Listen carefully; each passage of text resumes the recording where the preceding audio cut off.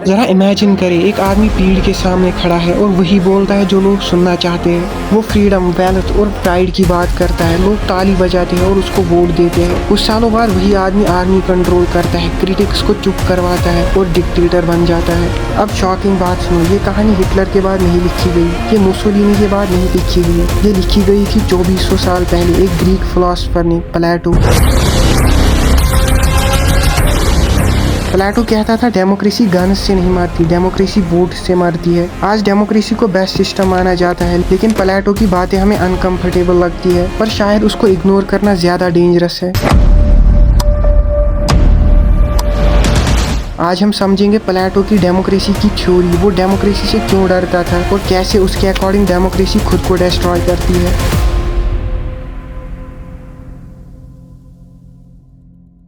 प्लेटो एक Greek philosopher था। वो एथेंस नाम के शहर में रहता था। एथेंस डेमोक्रेसी का सेंटर था। लोग अपने सिस्टम पे प्राउड फील करते थे। इस बात से ये तो समझ आता है कि प्लेटो किसी डिक्टेटर स्टेट से नहीं था। वो डेमोक्रेसी में पैदा हुआ और डेमोक्रेसी में पला पड़ा। एथेंस में लोग वोट करते थे, लीडर्स पब्लिक चूज करती थी। पर इस शहर में प्लेटो के साथ एक ऐसी घटना घटी जिसने उसकी सोच बदल दी। उसके टीचर सोक्रेटिस को डेमोक्रेसी के कोर्ट ने सजा दी। सोक्रेटिस पर इल्जाम लगा कि वो यूथ को गलत सिखाता है। सिटीजन जरी ने वोट किया और सोक्रेटिस को जहर पीने की सजा दी गई। प्लेटो ने देखा कि डेमोक्रेसी ने सबसे समझदार और इनोसेंट आदमी को मार दिया, और इस इंसिडेंट ने प्लेटो को सोचने पर मजबूर कर दिया कि अगर डेमोक्रेसी इतनी अच्छी है तो फिर सबसे समझदार आदमी क्यों मारा गया।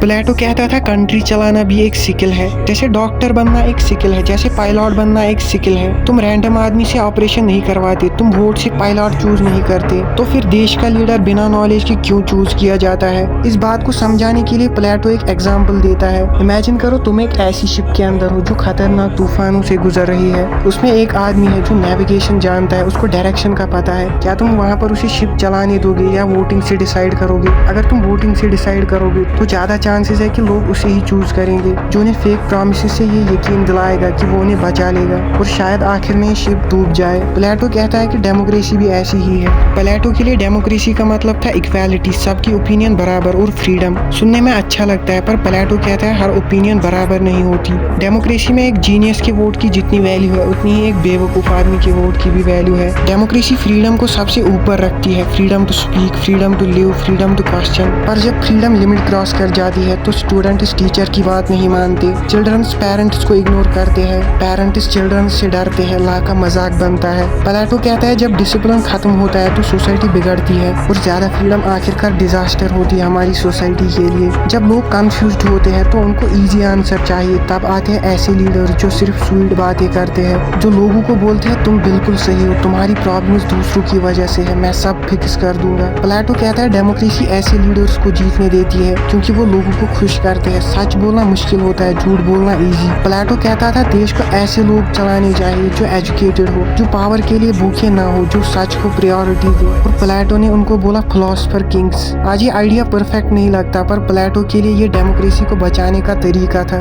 आज डेमोक्रेसी बेटर है, रूल्स है, कोर्ट्स है, पर प्लेटो का क्वेश्चन आज भी जिंदा है। क्या हम सच को फॉलो करते हैं या सिर्फ इमोशनल बातों को? क्या लीडर स्मार्ट होना चाहिए या पॉपुलर? प्लेटो डेमोक्रेसी के अगेंस्ट नहीं था, वो इररिस्पॉन्सिबल डेमोक्रेसी के अगेंस्ट था। उसका मैसेज सिंपल था, फ्रीडम अच्छी चीज है, पर फ्रीडम के साथ समझ और जिम्मेदारी भी चाहिए, अगर नहीं तो डेमोक्रेसी खुद को ही तोड़ देती है।